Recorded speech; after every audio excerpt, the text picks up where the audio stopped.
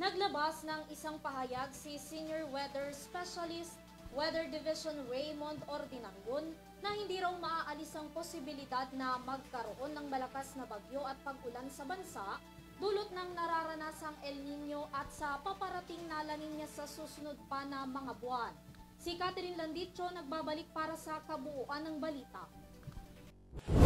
Busot ng El Nino at pabago-bagong panahon at pagdating ng La Nina sa bansa, di daw inaalis ng pag-asa ang posibilidad at tsansa na magkaroon ng malakas na pag-ulan o bagyo sa mga darating pang buwan. Possible, malaki pa rin ang posibilidad nga ng malakas na bagyo dahil especially nakakaranas nga tayo ng halos walang bagyong nabubuo. So ito yung isa sa mga indication na maraming enerhiya ang pwede makuha sa karagatan ng isang bagyo. So mayroon siya talagang lumakas. So hindi natin niro-rule out yung possibility ng mga malalakas na bagyo. Itong darating na buwan at itong mga darating pang taon. Dahil sa pabago-bagong panahon na ating nararanasan sa bansa sa ngayon dahil sa El Nino, maaari man itong makaapekto sa pagkakaroon daw ng malakas na pag-ulan na maaaring malakas na bagyo na makakaapekto sa bansa. Dulot na rin ng La Nina na paparating sa buwan ng Agosto at Oktubre.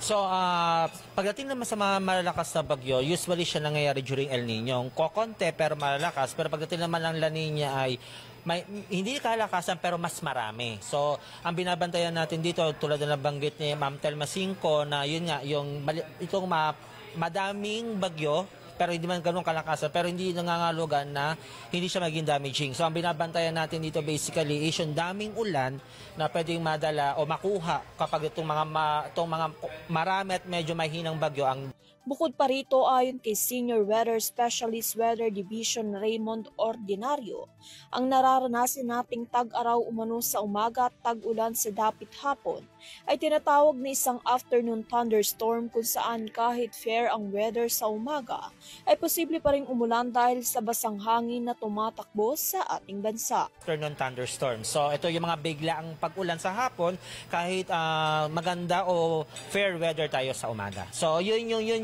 yung dahilan nito kasi during habagat season, basa ang hangin.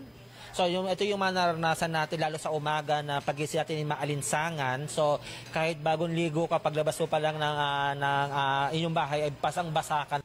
Samantala, kasabay ng pagdiriwang ng Typhoon and Flood Awareness Week o TFAW, inilunsad ng DOST Pag-asa ang mga pinahusay na innovations nito na layong pagbutihin ang paghahatid ng weather-related information sa publiko.